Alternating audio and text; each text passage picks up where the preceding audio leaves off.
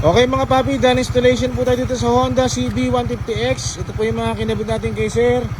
Pamila version 4, mini driving light 60 watts. So dito natin nilagay sa crash guard ni Sir.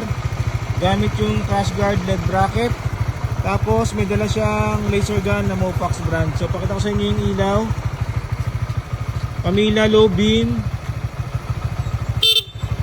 dilaw, high beam, white. Tapos yung laser gun na dala ni Sir, yung Mopax brand, low beam, dilaw, high beam, puti.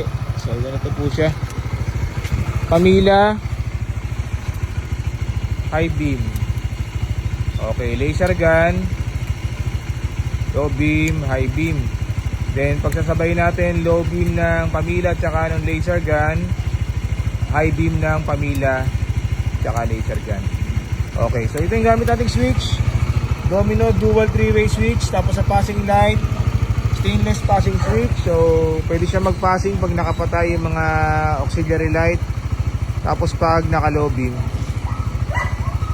Okay, sa busina ni Sir, ang kinabit natin dito, Seger 50F dual disc horn. Stock horn selector switch. Dito po sa kanan, naglagay tayo ulit ng yellow switch bracket.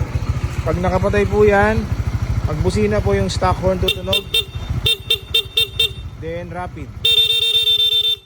Okay, then switch, Seger horn, then rapid. Ayan, low beam, rapid. Okay. Okay mga paps, so kung nagustuhan nyo po yung ganitong mga installations natin, mag-message na po sila sa page or pumunta dito sa Scooteristas online shop. Maraming salamat po.